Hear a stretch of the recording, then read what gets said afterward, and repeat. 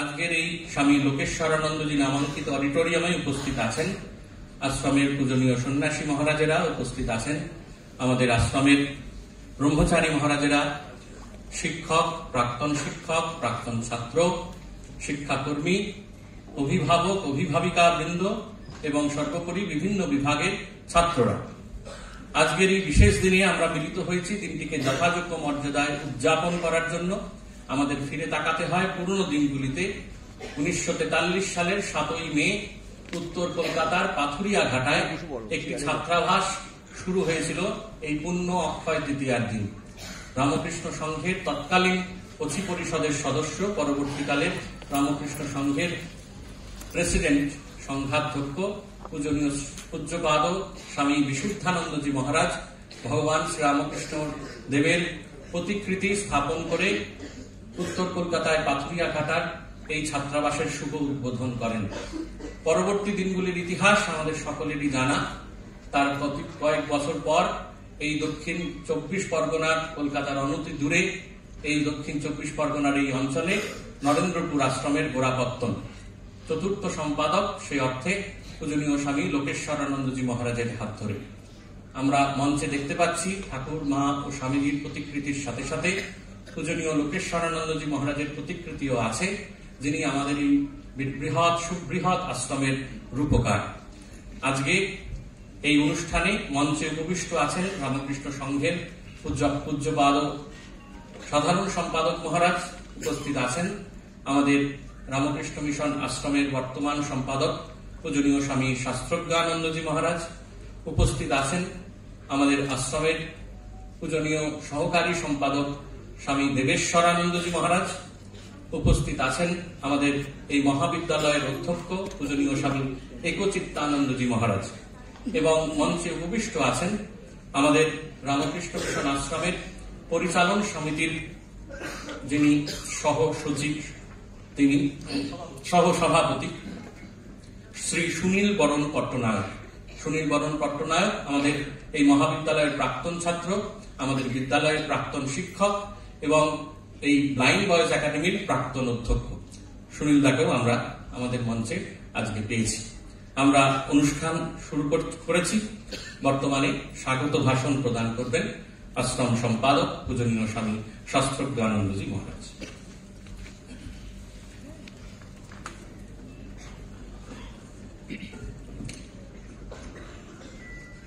ওম নমো ভগবতে রামকৃষ্ণ। অবতার বরিষ্ঠ শ্রীরামকৃষ্ণ পরমহংসদেব, জগজ্জননী শ্রীমা সারদা দেবী, যুগাচার্য স্বামী বিবেকানন্দের চরণে ভূয় ভূয় ভূমিষ্ঠ সাষ্টাঙ্গ প্রণাম নিবেদন করি। প্রণাম জানাই, সাষ্টাঙ্গ প্রণাম নিবেদন করি পরম পূজ্যপাদ শ্রীমৎ স্বামী লোকেশ্বরানন্দজির চরণে, যিনি একটু আগেই শুনলেন এই নরেন্দ্রপুরে আসার পর থেকেই এই আশ্রম গড়ে তোলার রূপকার হিসেবে আমাদের সামনে উজ্জ্বল হয়ে রয়েছেন। এছাড়াও আজকে মঞ্চে উপস্থিত আছেন পূজ্যপাদ শ্রীমৎ স্বামী সুবিধানন্দজি মহারাজ, সাধারণ সম্পাদক রামকৃষ্ণ মঠ রামকৃষ্ণ মিশন, তাঁকেও আমার সাষ্টাঙ্গ প্রণাম নিবেদন করি। ভূমিষ্ঠ প্রণাম নিবেদন করি আশ্রমের সহ সম্পাদক শ্রীমৎ স্বামী দেবেশ্বরানন্দজি মহারাজকে। এছাড়াও এই সভাগৃহে উপস্থিত আশ্রমের সমস্ত প্রবীণ সন্ন্যাসীকেও আমার সাষ্টাঙ্গ ভূমিষ্ঠ প্রণাম নিবেদন করি। উপস্থিত আছেন মঞ্চে শ্রদ্ধাভাজন শ্রীমৎ স্বামী একচিত্তানন্দজি ও শ্রীমৎ স্বামী ইষ্টেশানন্দজি, অন্যান্য সন্ন্যাসী মহারাজেরা, ব্রহ্মচারী মহারাজেরা, তাদের সবাইকে আমার শ্রদ্ধা, নমস্কার, প্রীতি, শুভেচ্ছা জানাই। আমাদের আশ্রম পরিচালন সমিতির সহসভাপতি শ্রী সুনীল বরণ পট্টনায়ক উপস্থিত আছেন মঞ্চে, তাকেও আমাদের আন্তরিক শ্রদ্ধা, নমস্কার জানাই। এছাড়াও অনেক পুরাতন প্রাক্তনীকে চোখের সামনে দেখতে পাচ্ছি, প্রাক্তন শিক্ষককে দেখতে পাচ্ছি শিক্ষক অধ্যাপকদের দেখতে পাচ্ছি, বর্তমান শিক্ষক, শিক্ষাকর্মী, অনেক ভক্ত, অভিভাবক, অভিভাবিকারা, প্রাক্তন ছাত্র, বিদ্যালয়, মহাবিদ্যালয়ে এবং আমাদের বিভিন্ন ইউনিট থেকে আসা ছাত্ররা, সবাইকে যথাযোগ্য স্থানে যথাযোগ্য সম্ভাষণ নিবেদন করি। আজকে আপনারা জানেন এই পুণ্য অক্ষয় তৃতীয়া তিথিটি আমাদের এই আশ্রমের প্রতিষ্ঠা দিবস। পরম পূজ্যপাদ লোকেশ্বরানন্দজি মহারাজ যেমন ইষ্টেশানন্দজি বললেন, এই নরেন্দ্রপুরের জমিতে এই আশ্রমটিকে নিয়ে এসেছিলেন পাথুরিয়াঘাটা থেকে, এবং তারপরে তাঁরই পরিকল্পনায় এই বিরাট আশ্রম রূপ গ্রহণ করেছে। কত পুণ্য আত্মা সন্ন্যাসী এই আশ্রমে বাস করেছেন, তাদের জীবনকে উৎসর্গ করেছেন। সেই উপলক্ষে এই অক্ষয় তৃতীয়া তিথিতেই আজকে আমরা প্রতি বছরই আমরা আমাদের আশ্রম প্রতিষ্ঠা দিবস উদযাপন করি, এবং পূজ্যপাদ শ্রীমৎ স্বামী লোকেশ্বরানন্দ স্মারক বক্তৃতা আজকের দিনেই সেই জন্য অনুষ্ঠিত হয়। আমাদের অত্যন্ত আনন্দের যে আজকে এই পূর্ণ প্রতিষ্ঠা দিবসে স্বামী লোকেশ্বরানন্দ স্মারক বক্তৃতা দেওয়ার জন্য এবং প্রতিষ্ঠা দিবসের এই অনুষ্ঠানে প্রধান অতিথি হিসেবে থাকার জন্য সম্মত হয়েছেন। আমাদের মধ্যে এসেছেন পূজ্যপাদ শ্রীমৎ স্বামী সুবীরানন্দজি মহারাজ, আমাদের রামকৃষ্ণ মঠ ও রামকৃষ্ণ মিশনের সাধারণ সম্পাদক মহারাজ। মহারাজের দীর্ঘ জীবন, প্রায় পুরো জীবনই কেটেছে শিক্ষাক্ষেত্রে। আলম থেকে শুরু করে রহরা, আলম, দেওঘর বিদ্যাপীঠ, আমাদের রামকৃষ্ণ মঠ ও মিশনের প্রথিতযশা প্রতিষ্ঠানগুলোর সঙ্গে মহারাজের দীর্ঘদিনের যোগাযোগ, সেইগুলিকে পরিচালনার ক্ষেত্রে মহারাজের অনন্য মুন্সিয়ানা আমাদের সঙ্ঘের ইতিহাসে আজ নিশ্চয়ই একটা কিংবদন্তির পর্যায়ে চলে গিয়েছে। রামকৃষ্ণ সংঘের সাধারণ সম্পাদক হিসেবেও পরিবর্তমান কালের নানান পরিস্থিতির মধ্য দিয়ে এই সংঘকে এগিয়ে নিয়ে যাওয়ার ক্ষেত্রে মহারাজ যে ভূমিকা নিয়েছেন, আমরা নবীনরা তা দেখে বিস্ময়ে ভ্রমি বিস্ময়ে। পূজ্যপাদ মহারাজজি তার অতি ব্যস্ততার মধ্যেও আমাদের এখানে আসতে সম্মত হয়েছেন, এই বক্তৃতা দান করতে সম্মত হয়েছেন।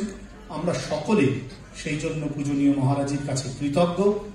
আপনাদের সবার পক্ষ থেকে এবং আমার ব্যক্তিগত পক্ষ থেকে মহারাজকে স্বাগত জানাই এবং তার চরণে আমাদের ভূমিষ্ঠ প্রণাম নিবেদন করি। এছাড়াও অন্য যারা এসেছেন অতিথি অভ্যাগতরা, প্রাক্তন শিক্ষক, প্রাক্তন ছাত্র, তারা সবাই, অভিভাবক, অভিভাবিকা, আপনাদের সবাইকে আমাদের অন্তরের স্বাগত জানাই আজকের এই পূর্ণ অনুষ্ঠানে।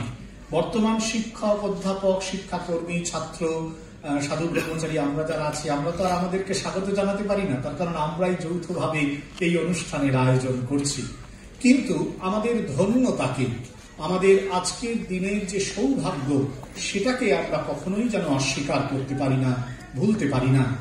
আজকের দিনে তাকিয়ে আমাদের সত্যিকারের মনে পড়ে এই আশ্রমকে যারা তৈরি করেছেন তাদের কথা। রামকৃষ্ণ সংঘের ইতিহাস পৃথিবীর বুকে আজ এক গবেষণার কাহিনী হয়ে দাঁড়িয়েছে। এ এমন একটা মহান আখ্যায়িকা, যে আখ্যায়িকাকে কেন্দ্র করে আমাদের ব্যক্তিগত জীবন, আমাদের সমষ্টিগত জীবন এবং মানুষের সভ্যতার বিভিন্ন দিশা ধীরে ধীরে যেন অপাবৃত হচ্ছে সকলের চোখের সামনে। এই যে বিরাট সংঘ, সেই সংঘের এক একটা কেন্দ্র যেন এই সংঘের ইতিহাসের এক একটা উজ্জ্বল অধ্যায়। সেই রকমই একটি অধ্যায় নরেন্দ্রপুর।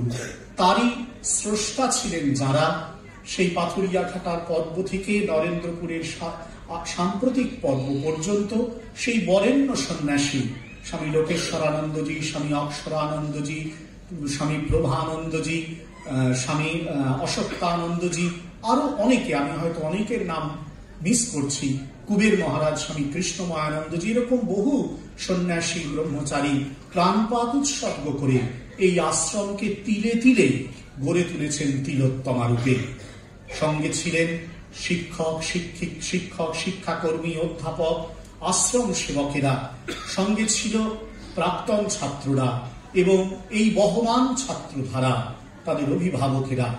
দশকের পর দশক ধরে তাদের সবার চেষ্টায়, এই পুণ্যাত্মা সন্ন্যাসীদের নেতৃত্বে তাদের সবার চেষ্টায় এই আশ্রম তৈরি হয়েছে ঠাকুর মা স্বামীজির আশীর্বাদে পুষ্ট হয়ে আগামীকে পথ দেখানোর জন্য।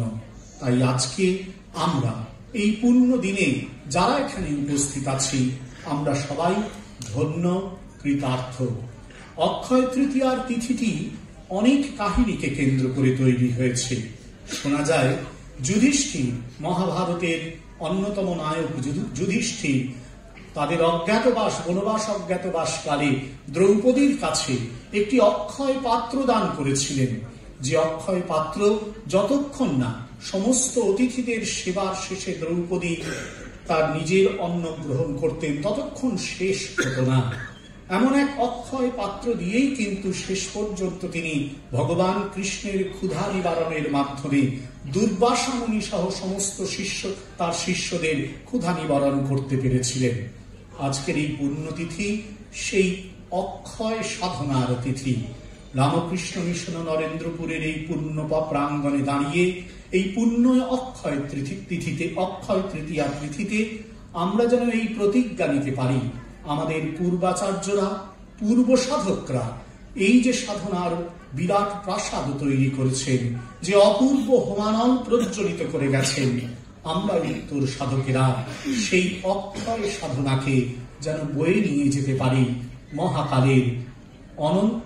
মহাকালের নিরন্তর পথে, ভাবি কালের চক্রতীর্থে।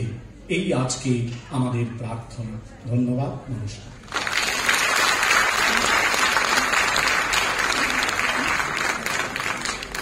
পূজনীয় সম্পাদক মহারাজকে সাষ্টাঙ্গ প্রণিপাত নিবেদন করি। এবারে মঞ্চে আসীন আমাদের রামকৃষ্ণ সংঘের পূজনীয় সাধারণ সম্পাদক মহারাজকে বরণ করে নেবার পালা। পূজনীয় মহারাজের হাতে আমাদের রামকৃষ্ণ মিশন আশ্রমের পক্ষ থেকে স্মারক কিছু উপহার তুলে দেওয়া হবে, পুষ্পস্তবকও তুলে দেওয়া হবে। পুষ্পস্তবক তুলে দিচ্ছেন আশ্রমের সহকারী সম্পাদক পূজনীয় স্বামী দেবেশ্বর আনন্দজি মহারাজ।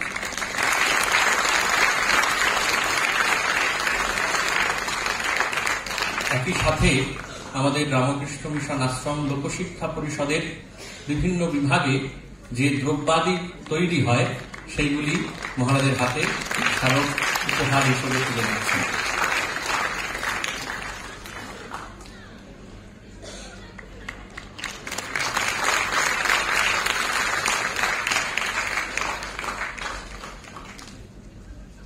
আমরা এই আজকের দিনটিকে উদযাপন করি আমাদের রামকৃষ্ণ মিশন আশ্রমের নরেন্দ্রপুরের যিনি উপকার পূজ্য স্বামী লোকেশ্বরানন্দজির স্মারক বক্তৃতার মাধ্যমে। এই স্মারক বক্তৃতার পূর্বে পূজনীয় মহারাজের জীবনী পাঠ করা হবে। পূর্ণ এই জীবন পাঠ করবেন আশ্রমের মহাবিদ্যালয়ের অধ্যক্ষ পূজনীয় স্বামী একচিত্তানন্দজি মহারাজ।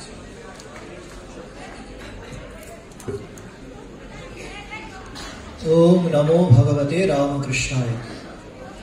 দিব্যত্রয়ের চরণে প্রণাম। পূজ্যপাদ লোকেশ্বরানন্দজি মহারাজের চরণে ভূমিষ্ঠ প্রণাম। আমাদের সঙ্গে মঞ্চে উপস্থিত পূজ্যপাদ স্বামী সুবীরানন্দজি মহারাজ, পূজ্যপাদ স্বামী দেবেশ্বরানন্দজি মহারাজ, স্বামী শাস্ত্রজ্ঞানন্দজি মহারাজ, এদের চরণে ভূমিষ্ঠ প্রণাম জানাই। সভাগৃহে উপস্থিত পূজনীয় সন্ন্যাসী ব্রহ্মচারী মণ্ডলীকে যথাযোগ্য স্থানে প্রণাম ও নমস্কার জানাই।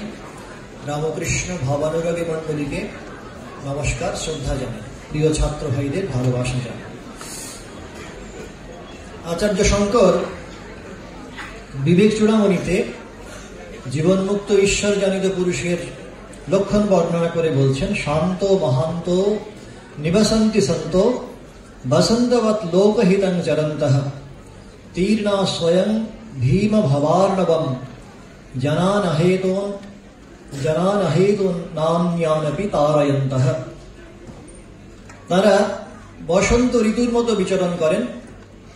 বসন্ত যেমন অবাধে বিনা প্রয়োজনে নিজের কোনো স্বার্থ সিদ্ধির তোয়াক্কা না করে সকলের হিত সাধন করেন, তেমনি ভাবে এই ঈশ্বর জানিত পুরুষেরা জনহিত জনকল্যাণ সাধনের জন্য নিজেদের তিলে তিলে উৎসর্গ করেন।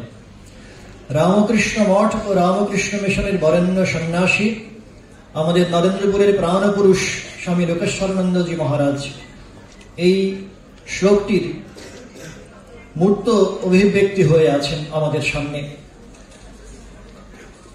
অশরীরী মূর্তবাণী স্বামী বিবেকানন্দের মহাসমাধির পর তাঁর গগনভেদী আহ্বানে সাড়া দিয়ে রামকৃষ্ণ বেদিমূলে তন মন ধন সর্বস্ব দিয়ে নিজেদের সমর্পণ করেছিলেন যারা, লোকেশ্বরানন্দজি মহারাজ নিঃসন্দেহে তাদের মাঝে এক অগ্রগণ্য ব্যক্তিত্ব।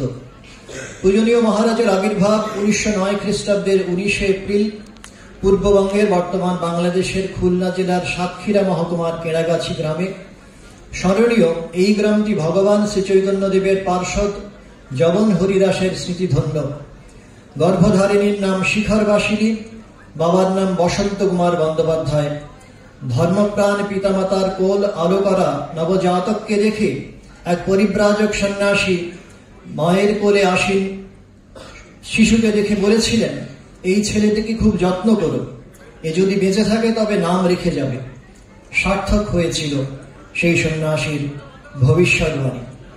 মহারাজের পূর্বাশ্রমের নাম ছিল শিবপদ, ডাক নাম ছিল কানাই।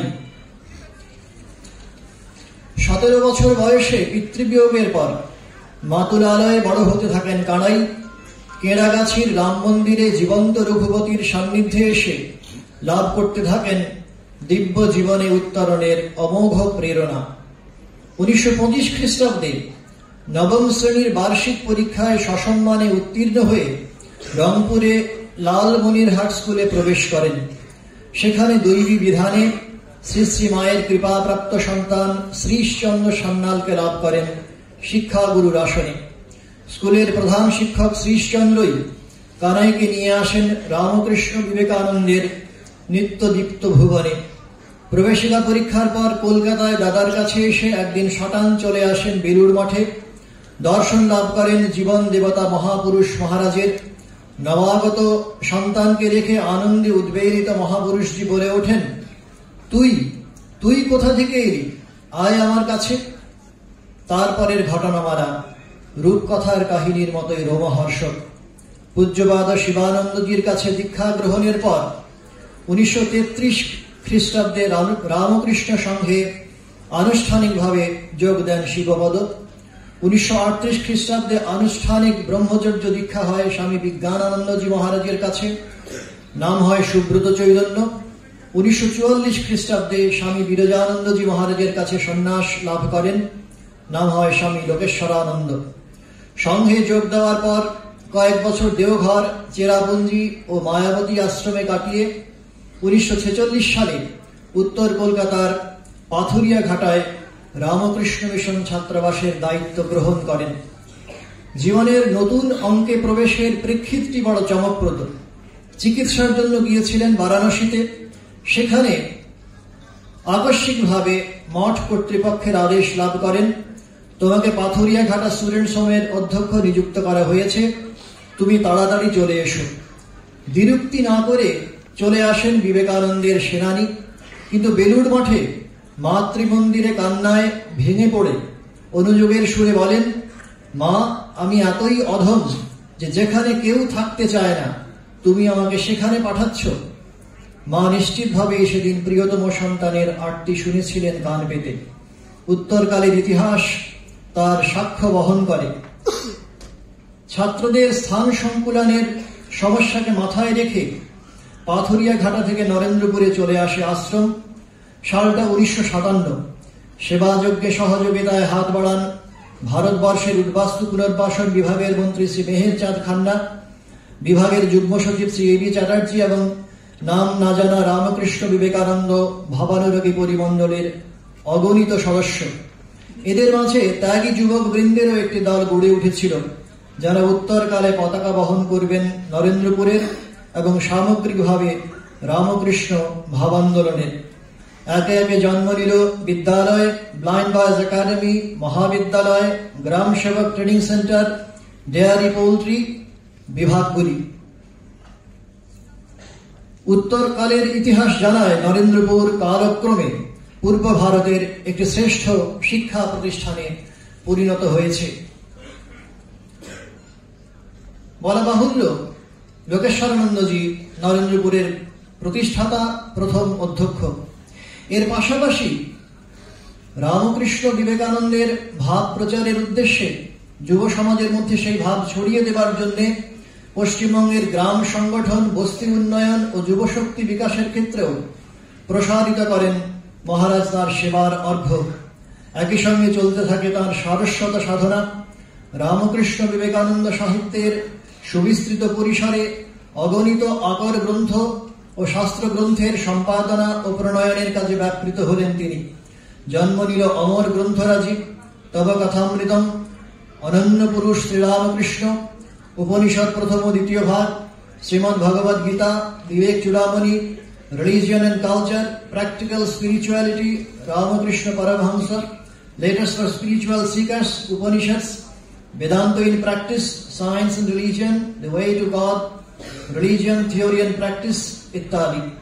সম্পাদিত পুস্তকগুলির মধ্যে দৃষ্টি আকর্ষণ করে চিন্তানায়ক বিবেকানন্দ, শতরূপে সারদা, পরিব্রাজক স্বামীজি দেশে বিদেশে, স্বামী বিবেকানন্দ মনীষীদের চোখে, বিবেকানন্দের ভারত প্রত্যাবর্তন, ভারতের Nivedita, world thinkers on Ramakrishna Vivekananda ইত্যাদি।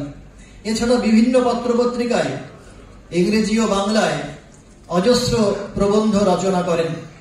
রামকৃষ্ণ ভাবতরঙ্গ প্রসারিত হয় দিক বিদিক। বিশিষ্ট শিক্ষাবিদ ও ভারতীয় দর্শন ও রামকৃষ্ণ বিবেকানন্দ সাহিত্যের একজন বিশেষজ্ঞ গবেষক হিসেবে স্বামী লোকেশ্বরানন্দজি দেশে ও বিদেশে বহুবার আমন্ত্রিত হয়েছেন। বহির্ভারতে তিনি আমন্ত্রিত হয়েছেন বাংলাদেশে, শ্রীলঙ্কায়, থাইল্যান্ডে, Singapore, Malaysia, England, France, Switzerland, Italy, America, Canada, Japan, Mauritius, Soviet Russia, Lithuania, Latvia, Germany, বুলগেরিয়ায়, অক্সফোর্ড, কেমব্রিজ, সার্ভান, হাম্বোল্ড, বার্লিন বিশ্ববিদ্যালয় এবং সোভিয়েত রাশিয়ার অত্যন্ত প্রভাবশালী দুটি সংস্থা রাইটার্স ইউনিয়ন এবং একাডেমি অব সায়েন্সে তিনি ভারতীয় সংস্কৃতি, ঐতিহ্য, রামকৃষ্ণ বিবেকানন্দ ভাবান্দোলন সম্পর্কে ভাষণ দিয়েছেন। তিনি যখন ভ্যাটিকানে যান, পোপের পক্ষ থেকে তাকে বিশেষ সম্মাননা জানানো হয়। 1973 খ্রিস্টাব্দে নরেন্দ্রপুর ছাড়ার পর জীবনের শেষ 25 বছর তিনি ছিলেন দক্ষিণ কলকাতার আন্তর্জাতিক খ্যাতিসম্পন্ন সংস্কৃতি কেন্দ্র রামকৃষ্ণ মিশন ইনস্টিটিউট অব কালচারের অধ্যক্ষ।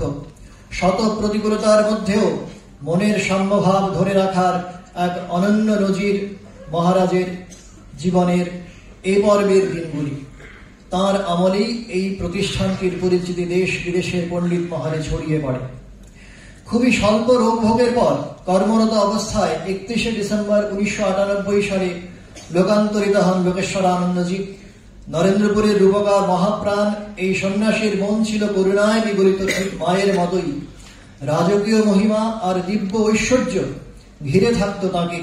সৌম্য প্রশান্ত মূর্তির সঙ্গে মধুর হাসি যুক্ত হয়ে দর্শনার্থীকে সন্ত্রস্ত না করে পরম মমতায় আশ্বস্ত করত। তাকে একবার দেখলে বারংবার দেখতে ইচ্ছে করত, এমনই সম্মোহনী অথচ দিব্য শক্তির বিচ্ছুরণ ঘটত সে জীবন থেকে। কি ছিল এই আকর্ষণী শক্তির নেপথ্যে? 1996 সালের 7ই অক্টোবর এক ভক্তকে মহারাজ চিঠিতে লিখছেন, মা, আমি মাঝে মাঝে স্বর্গে চলে যাই, জ্যোতির সমুদ্রে ডুবে যাই, আকাশে উড়ি, কত নূতন সঙ্গী, কখনো আবছা, কখনো বা অস্পষ্ট, মাঝে মাঝে কে যেন আমার হাত ধরে টানে, গলা শুনতে পাই। আত্মসমর্পণের মূর্তিমান দৃষ্টান্ত লোক ও ঈশ্বর লোকেশ্বরানন্দজির চরণে আমাদের শতকোটি প্রণাম। ওম শান্তি শান্তি শান্তি। হরি ওম।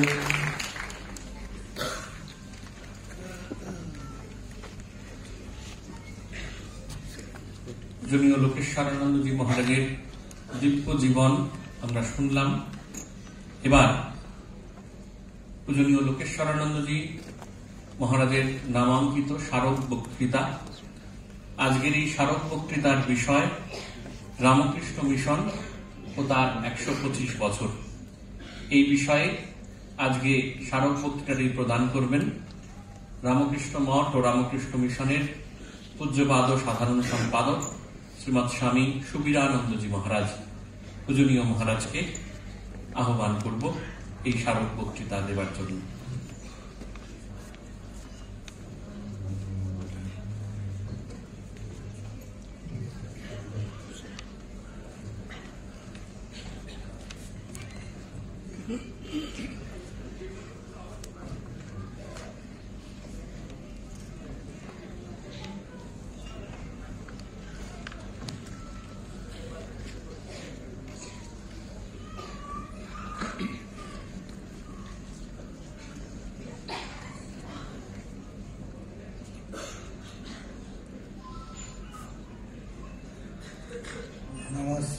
यतिराजाय विवेकानंद सूरये सच्चित्सुखस्वरूपाय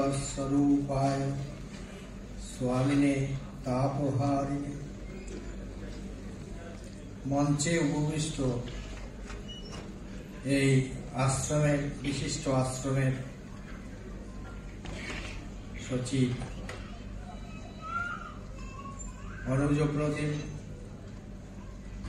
অত্যন্ত স্নেহাস্পদ স্বামী শাস্ত্রজ্ঞানানন্দজি মহারাজ মঞ্চে রয়েছেন।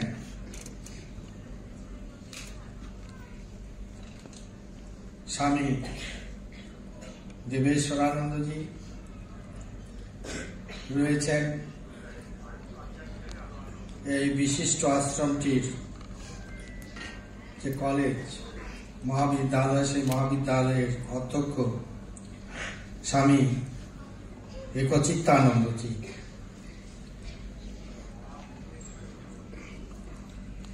এই আশ্রমের এই অনুষ্ঠানের যিনি কম্পিয়ার, এই বিদ্যালয়ের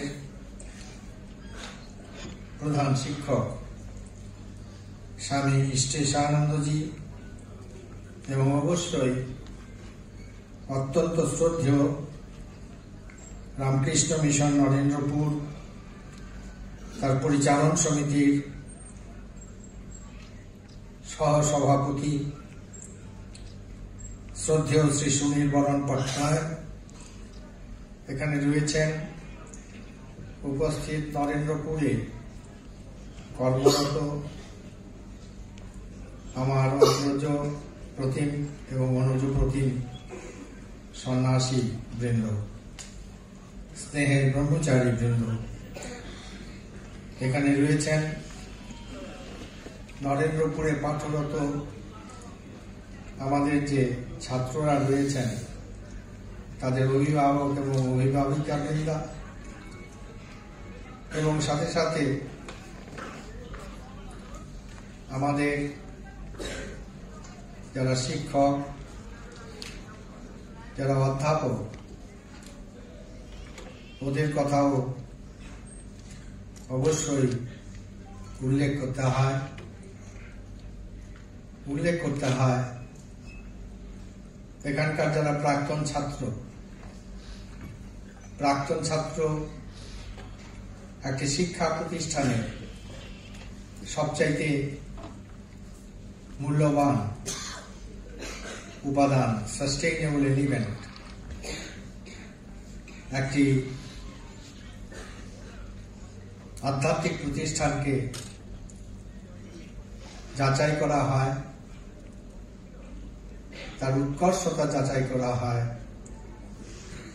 যে কত সন্ত মহাপুরুষ সেই প্রতিষ্ঠান থেকে বেরিয়েছেন, সেই প্রতিষ্ঠান নির্মাণ করেছেন। ঠিক তেমনি একটি বিদ্যালয় বা মহাবিদ্যালয় একটি শিক্ষা প্রতিষ্ঠান, সেই শিক্ষা প্রতিষ্ঠানেরও যদি সত্যি সত্যি তার মূল্য নির্ধারণ করতে হয় তাহলে অবশ্যই অবলোকন করতে হবে বিদ্যার্থী নয়, শিক্ষক নয়, পরিচালক নয়, অশিক্ষক কর্মী নয়, সেটি হচ্ছেন প্রাক্তনী। সমাজে বিশিষ্ট প্রাক্তনী কতজন সেই প্রতিষ্ঠানটি নির্মাণ করেছে। আমি বলি যে একটা শিক্ষা প্রতিষ্ঠানে যদি সবচেয়ে সাস্টেইনেবল এলিমেন্ট থাকেন কেউ, সেটা হচ্ছে প্রাক্তনী। তার কারণ হচ্ছে যে একজন শিক্ষক তিনি অবসর গ্রহণ করেন, একজন সন্ন্যাসী তিনি অন্যত্র চলে যান বদলি হয়ে, একজন ছাত্র তার ছাত্র জীবন শুরু করে অন্যত্র চলে যায়, কিন্তু an alumnus remains an alumnus till the last breath of his life. যে পূর্বতন ছাত্র, প্রাক্তন ছাত্র, সে কিন্তু তার জীবনের শেষ নিঃশ্বাস পর্যন্ত প্রাক্তন ছাত্র। সেজন্য সবচাইতে সাস্টেইনেবল ফ্যাক্টর একটা শিক্ষা প্রতিষ্ঠানে হচ্ছে প্রাক্তন ছাত্র। আমি সবাইকে শ্রদ্ধা জানাই, নমস্কার জানাই, অভিনন্দন জানাই, শুভেচ্ছা জানাই। এই পবিত্র দিনে, আজকের দিনটি সমস্ত সনাতন ধর্মের যারা অনুসারী তাদের কাছে অত্যন্ত প্রিয়, অত্যন্ত পবিত্র, অত্যন্ত শ্রদ্ধা। অক্ষয় তৃতীয়া বলা হয় যে দিনে খুব ভালো কাজ করলে সে পুণ্য অনেকদিন থাকে, অক্ষয় থাকে। সে যাই হোক, আমাদের কাছে সবচাইতে বেশি প্রাসঙ্গিকতা এই অক্ষয় তৃতীয়া হচ্ছে যে আমাদের প্রতিষ্ঠানের শুরুবাত হয়েছিল এই অক্ষয় তৃতীয়াতে। এবং অত্যন্ত আনন্দের কথা যে আজকে এই দিনটিকে স্বামী লোকেশ্বরানন্দ স্মারক দিবস হিসেবে পরিপালন করা হচ্ছে, উদযাপন করা হচ্ছে। Swami Lokeshwaranandaji is a nostalgia for me. Swami লোকেশ্বরানন্দজিকে যতবারই আমি দেখেছি, আমি আশ্চর্য হয়ে গেছি যে মানুষ কি দেবতা, মানুষের দেবতা করেই দেবতারে মানুষ। সেটি ছিলেন স্বামী লোকেশ্বরানন্দ। একজন ইংরেজ সাহিত্যিক বলেছিলেন, bright as a lighthouse, tall as a tower. একটা লাইট হাউস, বাতি স্তম্ভ, তার মতো উজ্জ্বল ছিলেন লোকেশ্বরানন্দজি। টল এজ এ টাওয়ার, একটা বিরাট স্তম্ভ, সেই স্তম্ভের মতো উঁচু ছিলেন স্বামী লোকেশ্বরানন্দ। স্বামী লোকেশ্বরানন্দজির গভীরতার পরিমাপ করা আমার পক্ষে সামান্য লোকের কাজ নয়, সম্ভব নয়। স্বামী লোকেশ্বরানন্দজি রামকৃষ্ণ ভাবান্দোলনে এক বিশিষ্ট ব্যক্তিত্ব শুধু নয়, আমরা কথায় বলি সাঙ্গ পাঙ্গ। সাঙ্গ অঙ্গের সঙ্গে সাঙ্গ, আর পাঙ্গ হচ্ছে উপাঙ্গ। তা আমরা যদি স্বামী বিবেকানন্দ থেকে শুরু করে লাটু মহারাজ পর্যন্ত, অদ্ভুতানন্দজি পর্যন্ত শ্রীরামকৃষ্ণের পার্শ্বদ হিসেবে ধরি, ওরা হচ্ছেন অঙ্গ। আর উপাঙ্গ এসেছিলেন শ্রীরামকৃষ্ণের সেই কাজ, সে যে মিশন এবং ভিশন, তাকে বাস্তবে রূপান্তরিত করবার জন্য। এবং সেই উপাঙ্গে যদি কোনো সময় একটি তালিকা তৈরি হয়, তাহলে অবশ্যই আমার স্থির বিশ্বাস সেই তালিকাতে একটি ভাষ্য, একটি প্রজ্জ্বল নাম স্বামী লোকেশ্বরানন্দ। আজকের দিনে আমি কিছু বলবার আগে অবশ্যই ভূমিষ্ঠ প্রণাম জানাই ঠাকুর মা এবং স্বামীজি এই আধ্যাত্মিক প্রেমকে। তারপরে আনন্দভূমি প্রণাম জানাই সেই মহাপুরুষকে যার নাম ছিল স্বামী লোকেশ্বরানন্দ। আমাকে বলতে বলা হয়েছে 125 বছর রামকৃষ্ণ মিশনের। 125 নয়, আজকে আমরা দাঁড়িয়ে আছি 128তম রামকৃষ্ণ মিশনের 128তম বর্ষে, জন্মবর্ষে, অর্থাৎ 127 বছর। কিন্তু তথাপি যেহেতু আমরা কয়েকদিন আগেই সারা পৃথিবী 125 বছর উদযাপন করেছে স্বামী বিবেকানন্দ। 125 বছর একটি প্রতিষ্ঠানের ক্ষেত্রে খুব মহত্বপূর্ণ নয়, আবার মহত্বপূর্ণ। আমার মনে পড়ে যখন আমাদের এই 125 বছর সম্পর্কে ভাবনা চিন্তা চলছে, সেই সময়ে ভারত সরকারের সংস্কৃতি মন্ত্রক আমাকে একটা চিঠি পাঠিয়েছিল। সেই চিঠিতে লেখা ছিল, The National Implementation Committee has approved 125th anniversary celebrations of Ramakrishna Mission. The National Implementation Committee, Bharat সরকারের যে জাতীয় কর্মরূপায়ণ সংস্থাটি আছে, যার নেতৃত্বে আছেন ভারতের স্বরাষ্ট্রমন্ত্রী, ওরা রামকৃষ্ণ মিশনের 125 বছর উদযাপন তাকে অনুমোদন দিয়েছেন। আমি খুব আশ্চর্য হলাম। আশ্চর্য এই জন্য হলাম যে আমি কখনো বা আমরা কখনো ভারত সরকারের কাছে কোনো আবেদন করিনি এই ব্যাপারে।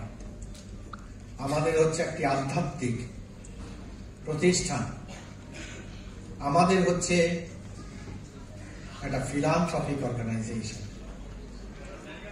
সেখানে ভারত সরকারের কাছে এই সংঘের, এই সংস্থার 125 বছর পরিপালন, সেটি ভারত সরকারের কাছে তাদের দৃষ্টিতে আনা কোনো প্রেক্ষিত ছিল না, কোনো প্রেক্ষাপট ছিল না।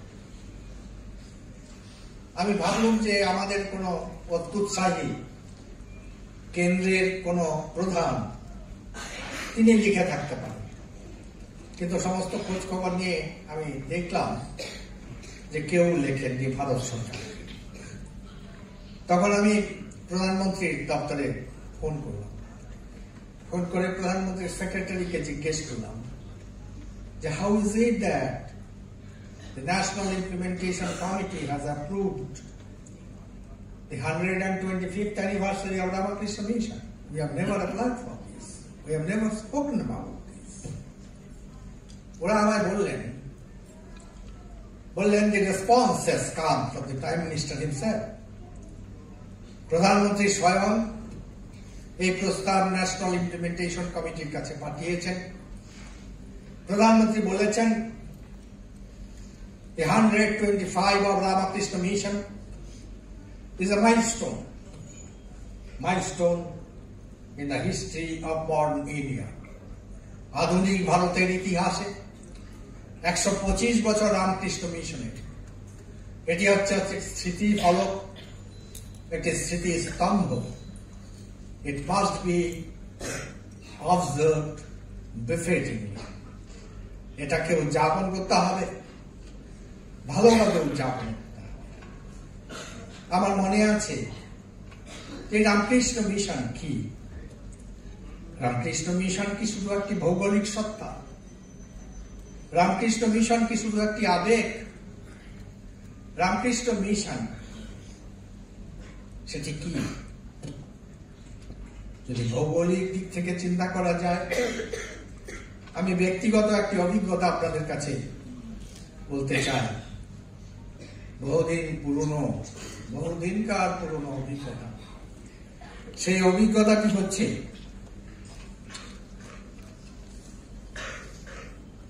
যে আমি তখন ব্রহ্মচারী প্রশিক্ষণ কেন্দ্রে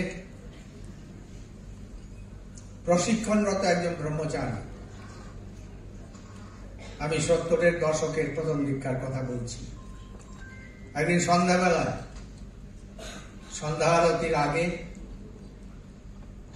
আরতিতে যাবার জন্য প্রস্তুত হয়ে আমি স্বামীজির ঘাটে বসেছিলাম। সেদিন আমার একটি অভিজ্ঞতা হয়েছিল। দেখলুম একটি বিহঙ্গ, সেই বিহঙ্গ চতুর্দিকে যাচ্ছে। সেই বিহঙ্গটি উত্তরে গেল, উত্তর দিল না কোনো উত্তর, গেল পূব, পূব দেখালো না কোনো আলো দিশারা, গিয়েছিল দক্ষিণে, দক্ষিণ দেখায়নি কোনো দাক্ষিণ্য, গেল পশ্চিমে, পশ্চিম দেখালো না কোনো দিগদর্শন। শ্রান্ত ক্লান্ত সেই বিহঙ্গটি গঙ্গাবক্ষে অপেক্ষমান একটি বিরাট জাহাজ। সেই জাহাজের মাছ তুলে এসে বসল। আমার সেদিন মনে হয়েছিল এই বিহঙ্গ আর কেউ নয়, এই বিহঙ্গটি নরেন্দ্রনাথ ভাবিকালের স্বামী বিবেকানন্দ। আর এই মাস্তুল অবশ্যই ছিল দক্ষিণেশ্বরের পাগলা বাহন শ্রীরামকৃষ্ণ পরমহংসদেব।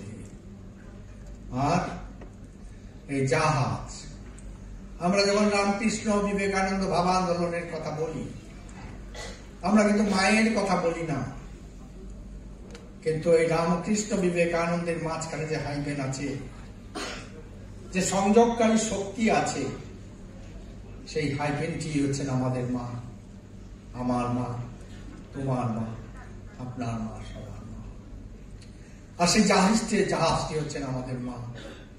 সেখানে সবাই আমরা সোয়ারি, যদু নাপিত, হরিকৈবর্ত থেকে শুরু করি, ওই যে মানুষগুলো যাদের চোখের জলের হিসেব কেউ কোনোদিন নিলে না, তাদের থেকে শুরু করে সন্ন্যাসী প্রবর পর্যন্ত, ভক্ত প্রবর পর্যন্ত সবাই সেই জাহাজের সাথে। আর এই জাহাজটি মাস্তুল সহ, সেই বিহঙ্গ সহ হচ্ছে রামকৃষ্ণ ভাব আন্দোলন। সেই রামকৃষ্ণ ভাব আন্দোলনের একটি অংশ হচ্ছে রামকৃষ্ণ মিশন। রামকৃষ্ণ মিশন সম্পর্কে আজকে সারা পৃথিবীতে আলোড়ন চলছে। কবিদের ঠিক কিছুদিন আগে অক্সফোর্ড ইউনিভার্সিটিতে যারা স্কলার, যারা পণ্ডিত, তারা একসাথে বসছে ইতিহাস, আধুনিক ইতিহাসের যে বিভাগ, সেই বিভাগের অধ্যাপক। প্রশ্ন কি? প্রশ্ন হচ্ছে যে 125 বছর, 125 বছরে অনেক মাল্টিন্যাশনাল কর্পোরেশন তারা জন্মেছে, শুকিয়ে গেছে। 125 বছরে তাদের অকাল মৃত্যু হয়েছে, কিন্তু একটি ধর্মীয় প্রতিষ্ঠান, ওরা বলছেন 1600 মুন্ডিত মস্তক সন্ন্যাসী ও ব্রহ্মচারী সমস্ত পৃথিবীতে একটি আন্দোলন গড়ে তুলেছে। ওরা প্রফেশনাল নয়, নন প্রফেশনাল, আনপ্রফেশনাল। তারা আজ সমস্ত পৃথিবীতে তুফান তুলে দিয়েছে। সেই যে প্রতিষ্ঠান, সেই প্রতিষ্ঠান এগিয়ে চলেছে চরৈবীতি, growing from heights to heights। কি রহস্য? এটি হচ্ছে অক্সফোর্ড ইউনিভার্সিটির ইতিহাস বিভাগের প্রশ্ন। কিছুদিন পর আমি ফোন পেলাম। ফোন করলেন কে? ফোন করলেন অক্সফোর্ড ইউনিভার্সিটির ইতিহাসের প্রধান অধ্যাপিকা, যার নাম আপনারা কেউ কেউ শুনে থাকবেন।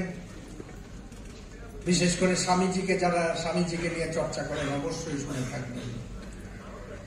তিনি আমায় ফোন করলেন যে আমি অ্যাপয়েন্টমেন্ট চাই আপনার কাছে। আমি 7 দিনের মধ্যে ওকে অ্যাপয়েন্টমেন্ট দিলাম। উনি এলেন। ওর নাম হচ্ছে হ্যারিস রুথ। তিনি ইদানিংকালে একটি বিখ্যাত বই লিখেছেন। বইটি 23 সালের এপ্রিল মাসে কেমব্রিজ ইউনিভার্সিটি প্রকাশ করেছে।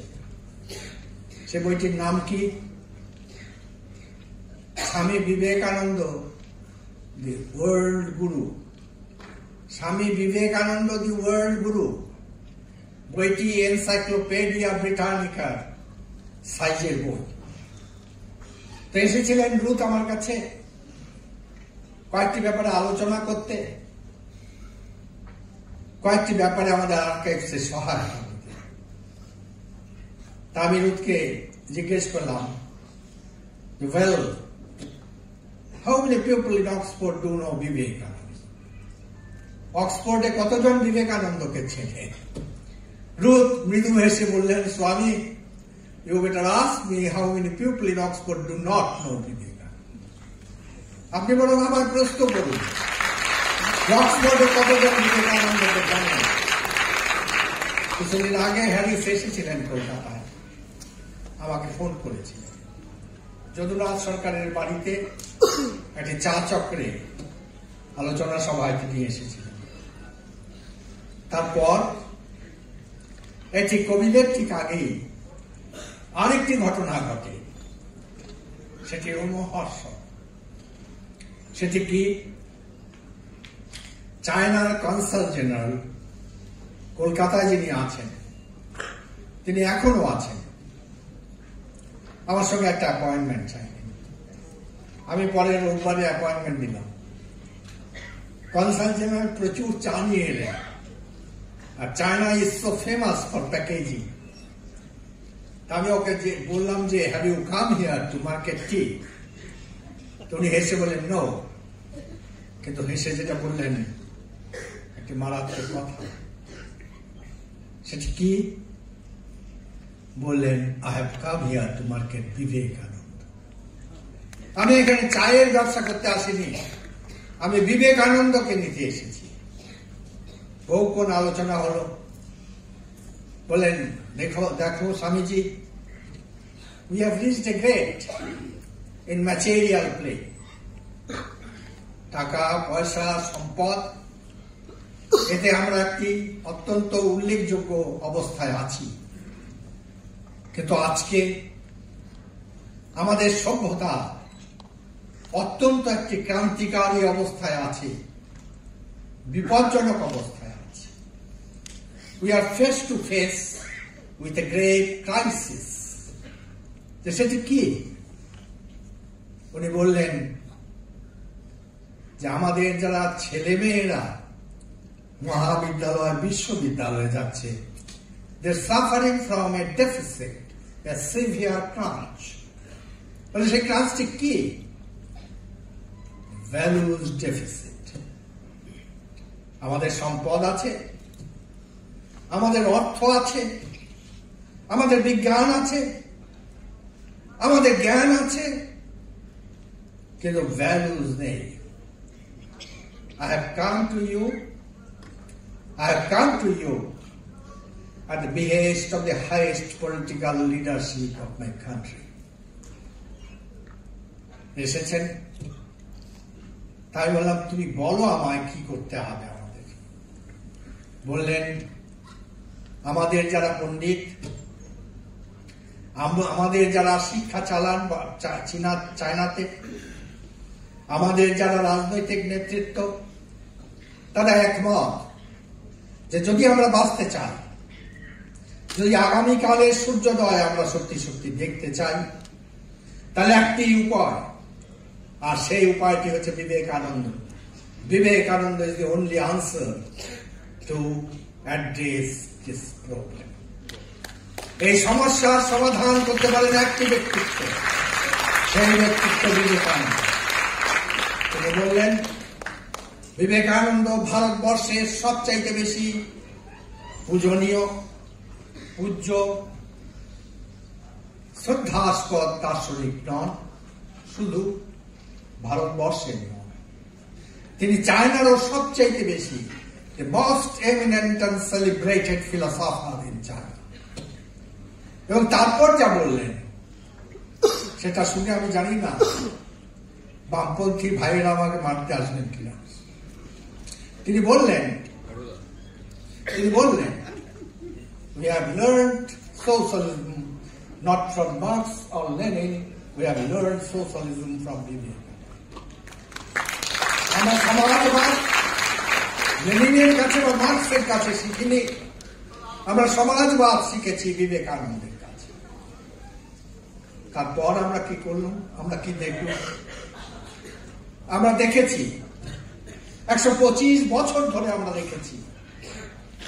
দেখেছি প্রশান্ত মহাসাগরে মহা উর্মিমালা, আটলান্টিক মহাসাগরে মহা তরঙ্গ, ভূমধ্য সাগরে, এমনকি আরব সাগরে। কিন্তু আমরা তো কখনো শুনিনি সেই যে infamous Huang Ho, notorious Huang Ho, যাতে সবসময় অনাবৃষ্টি, জল নেই, জলের হাহাকার, সেই হুয়াং হতেও জলোচ্ছ্বাস, আর সেই উচ্ছ্বাস হচ্ছে বিবেকানন্দ উচ্ছ্বাস। বিবেকানন্দের বাণ সেই হুয়াং হতেও ডেকেছে। আজ সমস্ত পৃথিবী বিবেকানন্দকে চায়। আমার মনে পড়ে, আপনারা অনেকে হয়তো পড়েছেন, 1893 খ্রিস্টাব্দে, সেটি তো আপনারা জানেন, স্বামীজি শিকাগো গিয়েছিলেন। 1993 সমস্ত পৃথিবী, শুধু আসমুদ্র হিমাচল নয়, সমগ্র পৃথিবী বিবেকানন্দ আরাধনায় মেতেছিল। বিবেকানন্দের শিকাগোতে পদার্পণের 100 বছর। সেই উপলক্ষে হার্ভার্ড ইউনিভার্সিটির একজন দম্পতি, এ কাপল ফ্রম হার্ভার্ড ইউনিভার্সিটি, ওরা সায়েন্টিস্ট কাপল, বিজ্ঞানী দম্পতি, ওরা একটি বই লিখলেন, অদ্ভুত তার নাম, দি বুক দি গিফট আনওপেন্ড। The gift আনওপেন্ড। দম্পতির কি নাম? যারা লেখক এবং লেখিকা, তাদের নাম ইলিয়নিয়াস টার্নার, মিসেস অ্যান্ড মিস্টার ইলিয়নিয়াস টার্নার। ওরা একটি বই লিখলেন, বইটির নাম হচ্ছে দি গিফট আনওপেন্ড। বইটির যে ভূমিকা, ইন্ট্রোডাকশন, তাতে তারা লিখছেন যে 100 years back Jesus sent us a gift, but we are so casual about it. We are so casual about it. Within last 100 years, we didn't bother to untie the red ribbon and open the gift and see what it was all about. Better late than never. দেরি হলেও, বিলম্ব হলেও এসেও আমরা সেই লাল ফিতা খুলে, সেই মোড়কটি খুলে দেখবার প্রয়াস পাই এর ভেতরে কি আছে, কি উপহার 100 বছর আগে জেসাস আমাদের পাঠিয়েছিলেন। The red ribbon was untied, the packet was opened, and what was the gift all about? It was Vivekananda, Vivekananda and Vivekananda also. সেই দম্পতি লিখছেন, হার্ভার্ডের বিজ্ঞানী দম্পতি লিখছেন, এটি বিবেকানন্দ, শুধুই বিবেকানন্দ। তারপর প্রথম ক্যান্টোতে, প্রথম অধ্যায়ে প্রথম সেন্টেন্স লিখছেন সেই বইয়ে, gift আনওপেন্ড। If Columbus discovered the soil of America, Vivekananda discovered the soul of America. Columbus যদি আমেরিকার মৃত্তিকাকে আবিষ্কার করে থাকে, তাহলে বিবেকানন্দ আবিষ্কার করেছিল আমেরিকার আত্মা। বিবেকানন্দ শুধু আমেরিকার আত্মাকে আবিষ্কার করেছিল তাই নয়, বিবেকানন্দ পৃথিবীর আত্মাকে আবিষ্কার করেছিলেন। স্বামী লোকেশ্বরানন্দজির কথা বলছেন। আমি লোকেশ্বরানন্দজির অনুধান করতে গিয়ে আজকের দিনের থেকে আর প্রাসঙ্গিক কোন দিনই হতে পারে। স্বামী লোকেশ্বরানন্দজির কথায় বলি, আপনারা শুনেছেন সেই ভূমিকায়। স্বামী লোকেশ্বরানন্দজি পৃথিবীর বিভিন্ন দেশে গিয়েছেন। তিনি সোভিয়েত রাশিয়াতেও গিয়েছেন। Literary academy, an Academy of Science, Writers Union, an Academy of Science, Soviet Russia, ওরা ওকে ইনভাইট করলেন। কি করে লোকেশ্বরানন্দজি সোভিয়েত রাশিয়াতে গেলেন? সোভিয়েত রাশিয়াতে ধর্মের প্রচার নেই, ধর্মের প্রচার করতে দেওয়া হয় না, কিন্তু একটি চার্চ আছে, তার নাম হচ্ছে অর্থোডক্স চার্চ। সেই চার্চের 1000 বছর পূর্তি উৎসব ছিল। সমগ্র পৃথিবীর যারা প্রধান, তাদের আমন্ত্রণ জানানো হয়েছিল, ভারতকে আমন্ত্রণ জানানো হয়েছিল। ভারত থেকে স্বামী লোকেশ্বরানন্দজিকে অনুরোধ করা হয়েছিল ভারতের প্রতিনিধিত্ব করবার জন্য। লোকেশ্বরানন্দজি একটি হোটেলে ছিলেন। ইউনিয়ন, যেটা writers union of writers union, তাদের চেয়ারম্যান এবং একাডেমি অফ সায়েন্সের চেয়ারম্যান, ওরা সম্মিলিতভাবে লোকেশ্বরানন্দ যে হোটেলে ছিলেন সেই হোটেলে গেলেন। কেন গেলেন, কি করে গেলেন? ওরা যখন কলকাতায় এসেছিলেন তখন ওদের ইনস্টিটিউট অফ কালচারে থাকার ব্যবস্থা হয়েছিল। তো ওরা গিয়ে বললেন, স্বামী, we have heard that you are in the town.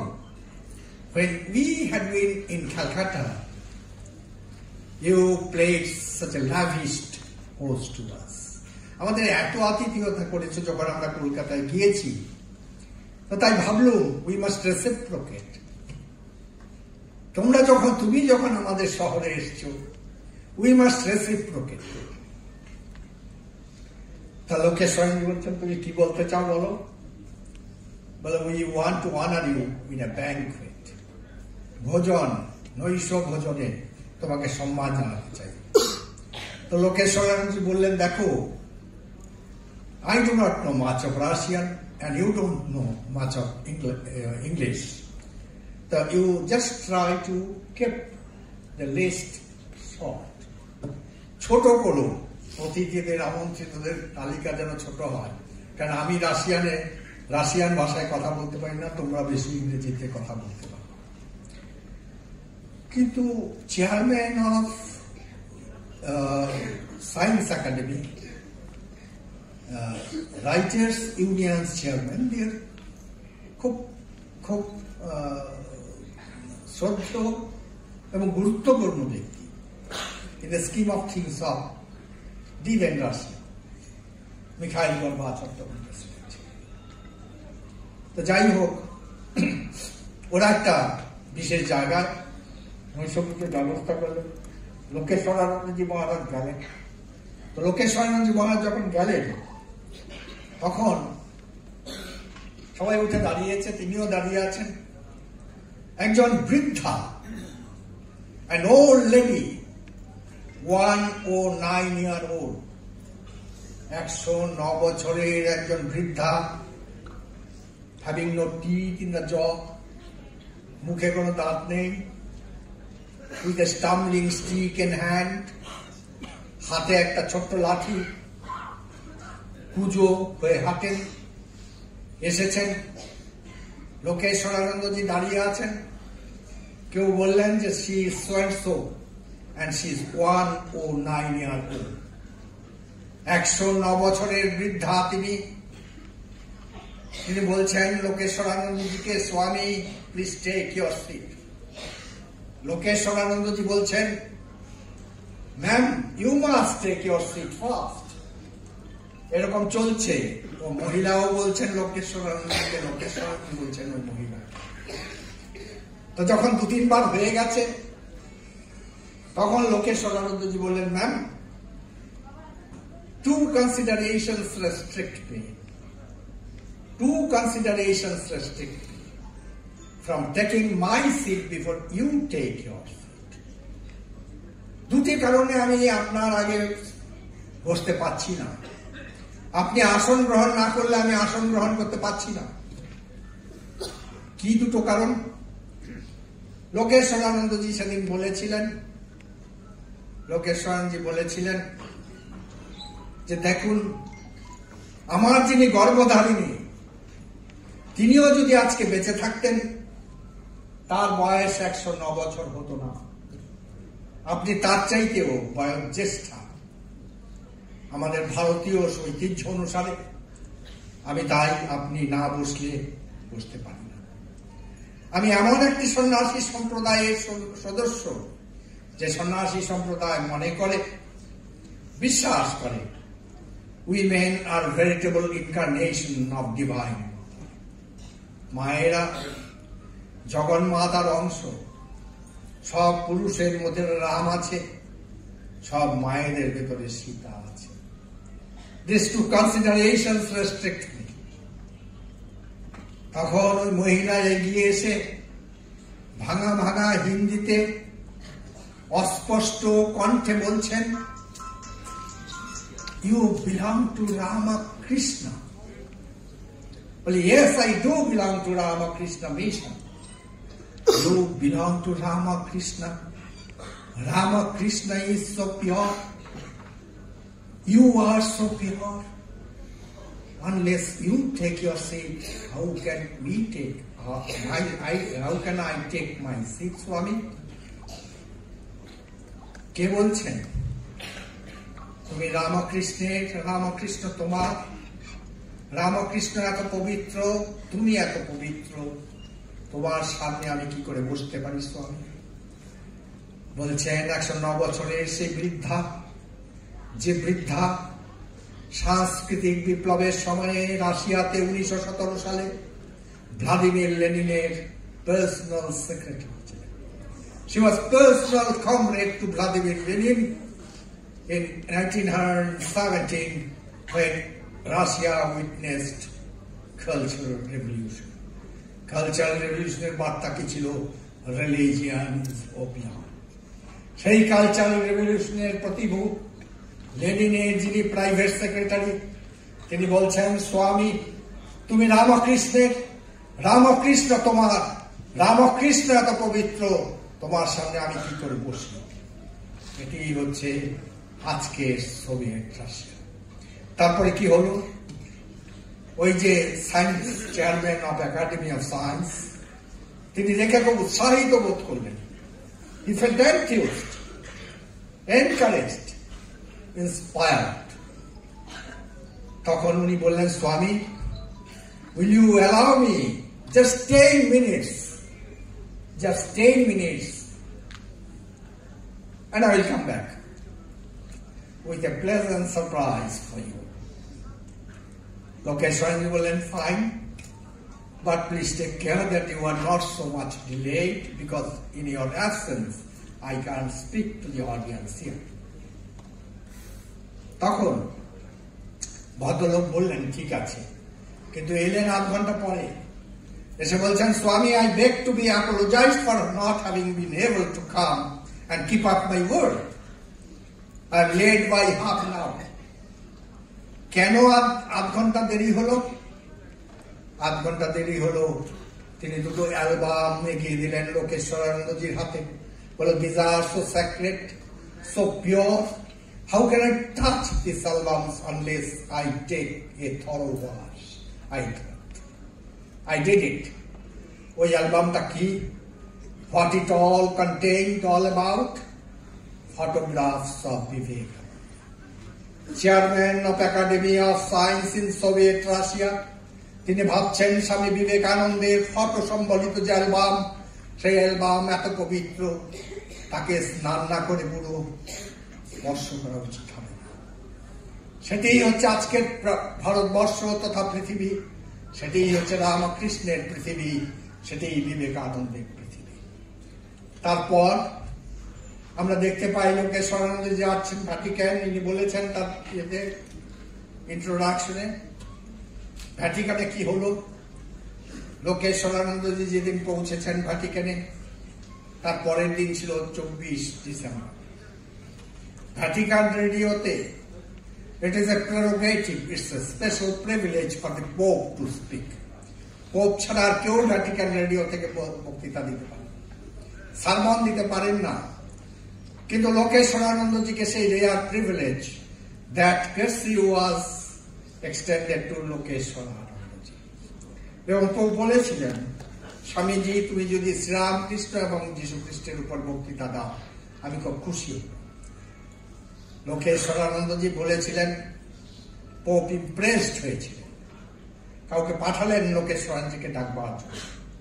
Lokeshwaranandaji যখন গেলেন, লোকেশ্বরানন্দজি ভাবলেন Pope he is the emperor of 1/3 people's heart, তিনি হচ্ছেন পৃথিবীর 1/3 মানুষের হৃদয় সম্রাট। তিনি কি আমাদের মতো একজন ছোট্ট সংগঠন রামকৃষ্ণ মিশন তাকে চিনবেন না? তার কথা শুনেছেন। রামকৃষ্ণ মিশনের কথা লোকেশ্বরানন্দজি বললেন না। লোকেশ্বরানন্দজি বলেছিলেন I am Swami Lokeshwarananda. I belong to an organization which is the poorest, the smallest and the youngest order of monks in the world.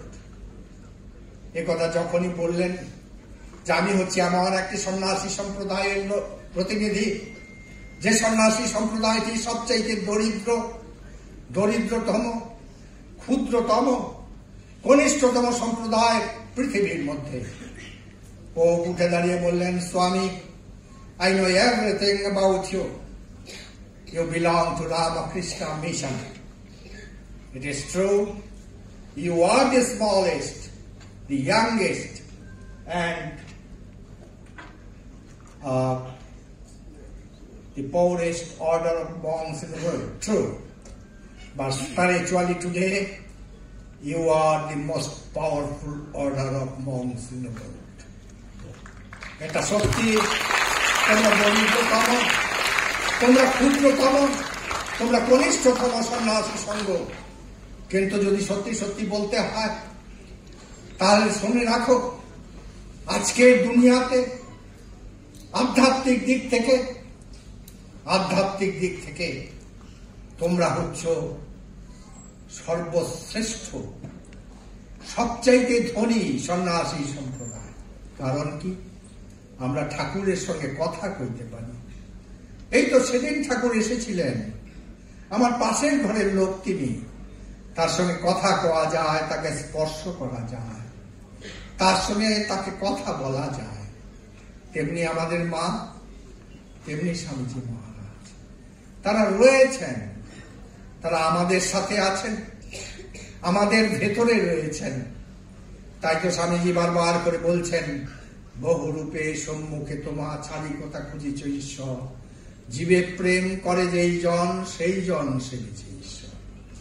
তো স্বাভাবিকভাবে পোপ বলছেন, জন পল II, spiritually you are the most powerful organization in the world, order of monks in the world. এ হচ্ছে পাশ্চাত্যের কথা। প্রাচ্যে আসুন। এত বছর দুয়েক আগে আপনারা জানেন আমরা 125 বছর উদযাপন করেছি সারা ভারতবর্ষে। তখন অনেক বার্তা আমি পেয়েছিলাম বিভিন্ন মহল থেকে। ভারতবর্ষের প্রেক্ষিতে 3টে বার্তার কথা আমার খুব বেশি মনে পড়ছে।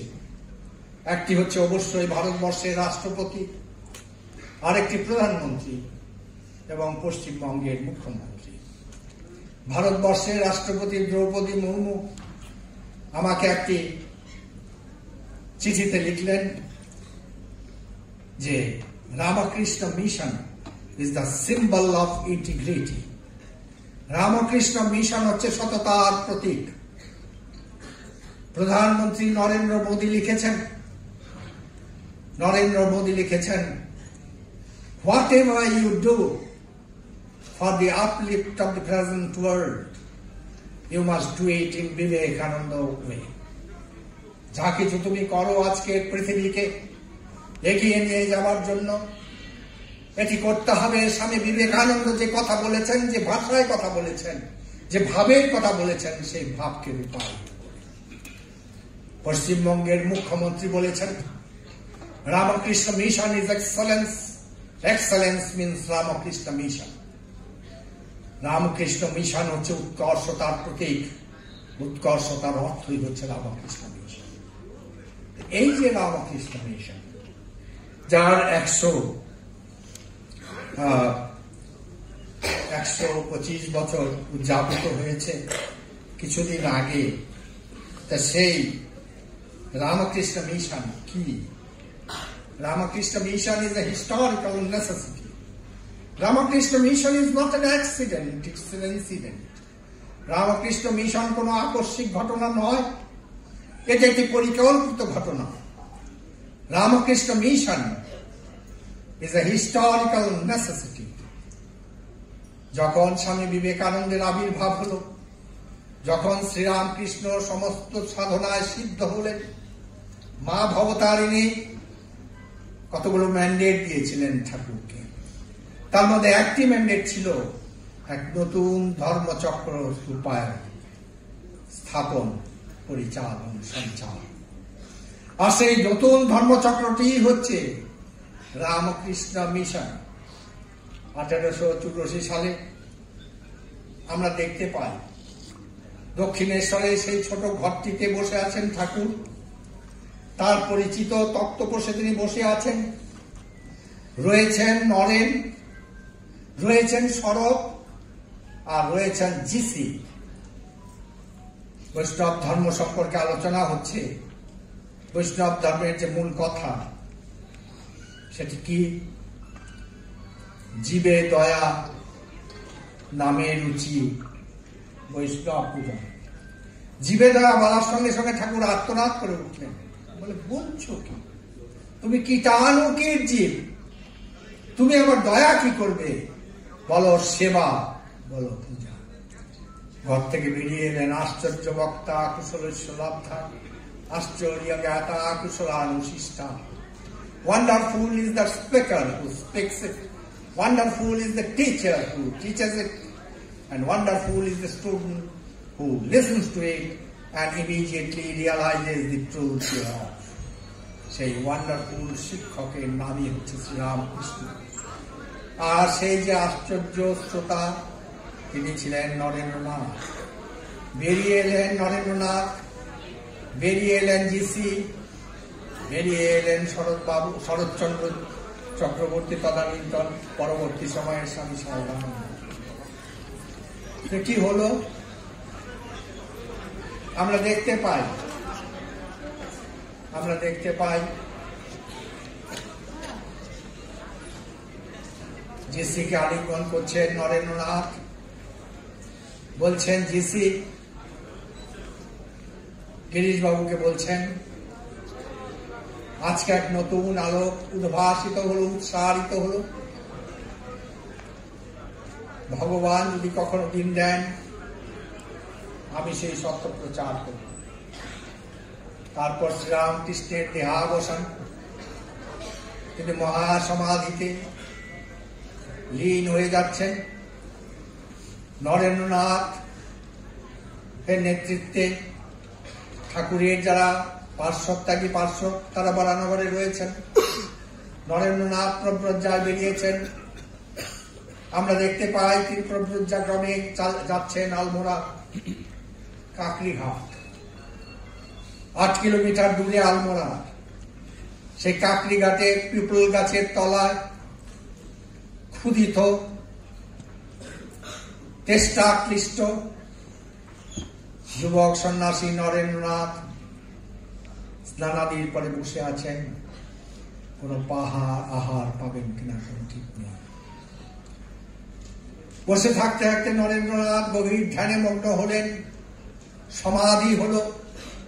সমাধি থেকে ভূতিত হয়ে তিনি বলছেন, today an intricate problem of my life is solved. আজকে আমার জীবনের একটি বিশেষ সমস্যার সমাধান। কি সমস্যার সমাধান? সেদিন নরেন্দ্রনাথের জীবনে হয়েছিল। বিবিধিষানন্দ তার নাম ছিল। এই সমস্যার সমাধান হয়েছিল যে তিনি পিতার কাছ থেকে সম্পত্তি পেয়েছিলেন। কি সেই সম্পত্তি? যে মানুষ ভগবান। It is man is god, it is ignorant to call a man a man. মানুষকে মানুষ বলে একজন ইগনোরেন্ট অজ্ঞ। মানুষ ভগবান। মানুষের সেবা হচ্ছে ঈশ্বর। কিন্তু আপনি যখন সম্পত্তি, বাবা যখন দেহাবসান হয়, সম্পত্তি পান সাকসেশন অ্যাক্ট অনুসারে, কিন্তু সম্পত্তির মালিক হলেও আপনি কতগুলো ব্যাপারে অসুবিধায় পড়েন। ইলেকট্রিক্যাল বিল আপনার নামে হয় না, হয় কি মিউনিসিপাল ট্যাক্সের বিল হয় না। সেটা প্রয়োজন মিউটেশন। বিবিধিষানন্দের প্রয়োজন ছিল মিউটেশন। আধ্যাত্মিক পিতা রামকৃষ্ণ পরমহংসের কাছ থেকে তিনি পেয়েছিলেন এই সম্পদ, যে মানুষ ভগবান ঈশ্বর দেউলে নেই, চার্চে নেই, মসজিদে নেই, গুরুদুয়ারাতে নেই। তিনি রয়েছেন তোমার মধ্যে, আমার মধ্যে। কিন্তু তিনি সেটা নিজস্ব করে নিতে চেয়েছিলেন, মিউটেটেড করতে চেয়েছিলেন। সেই রিয়ালাইজেশন, সেই জ্ঞানকে। আর সেটিই হলো সমাধির পরে তিনি বললেন, আমার জীবনের অন্যতম কঠিন একটি সমস্যার সমাধান হবে। কি বললেন? What is there in microcosm is there in macrocosm. What is there in macrocosm is there in microcosm. যা আছে অণুতে, তা আছে পরমাণুতে, যা আছে ভাণ্ডে, তাই আছে ব্রহ্মাণ্ডে। অর্থাৎ এই যে ঈশ্বর পরব্রহ্ম তোমার ভেতরেই রয়েছে, তুমি ঈশ্বর। এই সত্য স্বামী বিবেকানন্দ সমস্তের কাছে, সমগ্র মানব জাতির কাছে পৌঁছে দেওয়ার কথা। যে ভগবান যদি কখনো দিন দেন, যিসি আমি এই সত্য সমগ্র মানব জাতির কাছে পৌঁছে দেব, ঘরে ঘরে পৌঁছে। আর তারপর আমরা কি দেখতে পাই?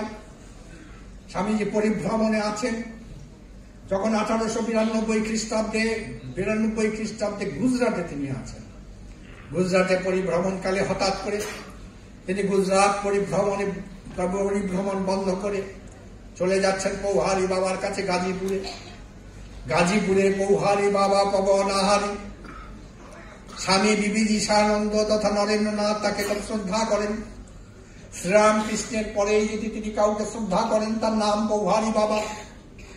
গাজীপুরের পৌহারি বাবাকে তিনি দর্শন স্পর্শন পূজন করলেন।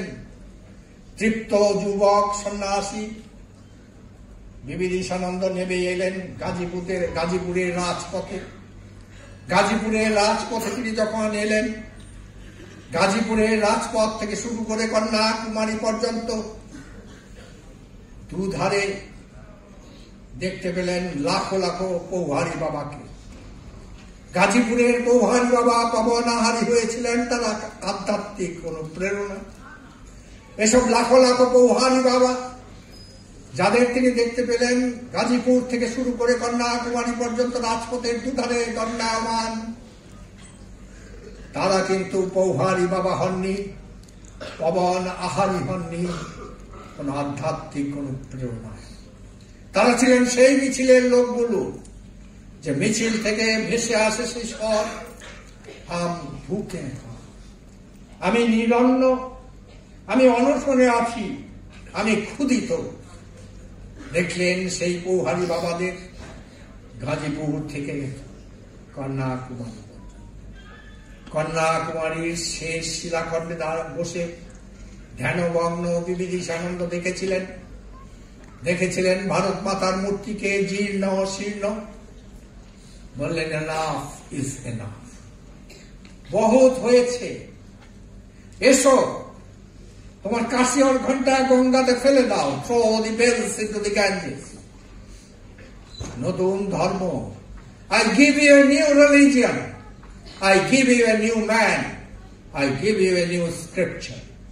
আমি তোমায় এক নতুন মানুষ দেব, তোমায় এক নতুন ধর্ম দেব, তোমায় এক নতুন শাস্ত্র দেব। কি বললেন? A religion which can't give piece of bread to a hungry man, a religion which cannot give medicine to a patient, a religion which can't give light of education to ignorant, a religion which can't stop the wells of the orphans, a religion which can't wipe out the widow's tears is no religion. সেটি হচ্ছে বেকুবি পনা, সেটি হচ্ছে ভণ্ডামি, নামান্তর। যদি ধর্ম করতে চাও, তুমি সত্যি সত্যি ঈশ্বরের সেবা করতে চাও, ঈশ্বরের প্রিয় হতে চাও, তুমি সত্যি সত্যি যদি ঈশ্বর হতে চাও, তাহলে জেনে রেখো দেব ভূত্বা দেবং যজে। তুমি ঈশ্বর হয়ে যাও। তোমার সামনে যে লোকটি নিরন্ন, অসুস্থ, বিধবা, অনাথ, তাদের ক্রন্দন রোধ করবার চেষ্টা করো সেবার মাধ্যমে, পূজার মাধ্যমে। এটিই হচ্ছে রামকৃষ্ণ মিশন। আর এই রামকৃষ্ণ মিশন, এই যে মহাভাব সবে শুরু। আমরা সমস্ত পৃথিবীকে দেখছি উচ্ছ্বসিত। আর সেই যে রামকৃষ্ণ মিশন, সেই রামকৃষ্ণ মিশনের একজন পথিকৃৎ হচ্ছেন স্বামী লোকেশ্বর। তাই লোকেশ্বরানন্দজিকে প্রণাম জানাই এবং আমি আপনাদের, বিশেষ করে আপনাদের যিনি সম্পাদক স্বামী শাস্ত্রজ্ঞানন্দজি মহারাজকে আমি কৃতজ্ঞতা জানাই, ধন্যবাদ জানাই যে তিনি আজকের দিনে আমায় স্মরণ করেছেন এই কাজের জন্য। আমি ধন্যবাদ জানাই পরিচালক মন্ডলীর সবাকে। আমি অভিনন্দন, শুভেচ্ছা, স্নেহ, ভালোবাসা জানাই আমার সন্ন্যাসী ভাইদের। এখানে প্রবীণ সন্ন্যাসী ধর্মেশ্বরানন্দজি মহারাজ আছেন। আমরা এক সময়ে অরুণাচলে একসাথে কাজ করেছি। আমাদের প্রেসিডেন্ট গৌতম আনন্দজি, আমি, আমাদের ভাইস প্রেসিডেন্ট গিরিশ আনন্দজি এবং ধর্মেশ্বরানন্দজি। তো স্বাভাবিকভাবে ধর্মেশ্বরানন্দজির একটি বিশেষ স্থান আমার হৃদয়ে আছে। আমি আমার হৃদয়ের অন্তঃস্থল থেকে তাকে শ্রদ্ধা এবং প্রণাম জানাই। আর আমি কৃতজ্ঞতা জানাই আপনাদের। একটা লঘু ভাবে আমি শেষ করছি আমার বক্তব্য। সেটি হচ্ছে যে এখন তো অনেক বেজে গেছে, 12:51। তো এক ভক্তলোক বক্তৃতা দিচ্ছেন। আমি যেমন চোখ খুলে বক্তৃতা দিই, তিনি চোখ খুলে বক্তৃতা দেন না, তিনি চোখ বুঝে বক্তৃতা। তো বক্তৃতা শুরু হয়েছে সন্ধ্যাবেলা। যখন উনি চোখ খুলেছেন দেখেছেন সকাল হয়ে গেছে আর তার সামনে কেউ বসে পুরো প্রেক্ষাগৃহ খালি হয়ে গেছে। দেখছে একটি ছেলে একটা ছোট্ট লাঠি নিয়ে তার ঘোরা ফেলেছে। তো উনি বক্তা বলছেন, ভাই সবাই চলে গেছে, তুমি কেন এখানে দাঁড়িয়ে আছো? তা তুমি কি আমি চলে গেলে এই প্রেক্ষাগৃহ বন্ধ করবে? বল না না না, আমি প্রেক্ষাগৃহ কেন বন্ধ করবো? আমি তো উদ্যোক্তা নই। আপনাকে যারা আমন্ত্রণ জানিয়েছেন, যারা উদ্যোক্তা, তারা তো এই প্রেক্ষাগৃহ বন্ধ করে। তাহলে কি এই যে আমি চলে গেলে কার্পেট যে বেছানো আছে, কার্পেট গুলো তুমি গুটবে? বল না না না, এই কথা কেন জিজ্ঞেস করছেন? আমি তো বলেই দিয়েছি আমি উদ্যোক্তা নই। বলে তাহলে ভাই তুমি কষ্ট করে দাঁড়িয়েছো। বলে বুঝো, শুনুন, আমি অন্বেষণ করছি, খোঁজ করছি। কে আপনাকে আমন্ত্রণ জানিয়েছিল?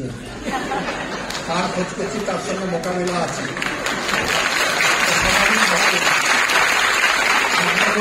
অনুরোধ প্রতিক্রিয়া হয়ে সেটা আমার ভাষণ নেই।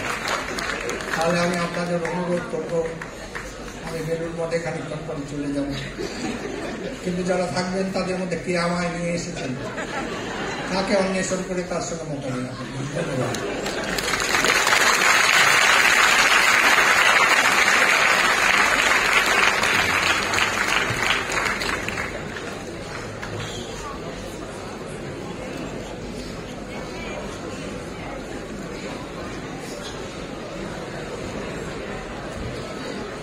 আমরা এতক্ষণ